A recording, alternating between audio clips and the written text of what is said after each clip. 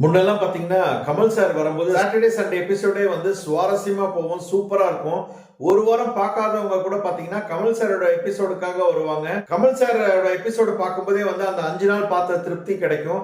ஆனா இந்த டைம் வந்து அந்த மாதிரியே இல்ல அப்படின்னு நான் நினைக்கிறேங்க. வணக்கம், நான் உங்க ரவி. எல்லாம் நல்லா இருக்கீங்கன்னு நினைக்கிறேன். பிக் பாஸ் சீசன் 9 டே 69 Saturday episode Vijay Sethupathi sir வந்திருந்தார் இன்னைக்கு.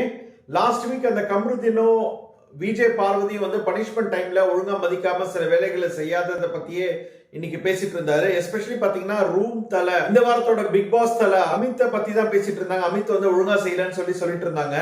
ஆக்சுவலா வந்து சுவாரஸ்யமே இல்லைங்க, ரொம்ப போரா போச்சு, எப்படா முடியும்னு ஆயிடுச்சு. இந்த வாரம் எவிக்ட் ஆனது பாத்தீங்கன்னா ரம்யா வந்து நல்லாவே பிளே பண்ணாங்க. ஒரு எளிமையான இடத்துல இருந்து வந்து கர்நாடகால இருந்து வந்து இன்னைக்கு தமிழ்நாட்டுல நல்ல ஃபேமஸ் ஆகி இந்த பிக் பாஸ் வந்து அவங்களுக்கு ஒரு பிளாட்ஃபார்ம் இடம் கொடுத்துட்டு அதுக்கப்புறமா இன்னைக்கு நல்லா ஃபேமஸ் ஆயிருக்காங்க அப்படின்னு நினைக்கிறேன்.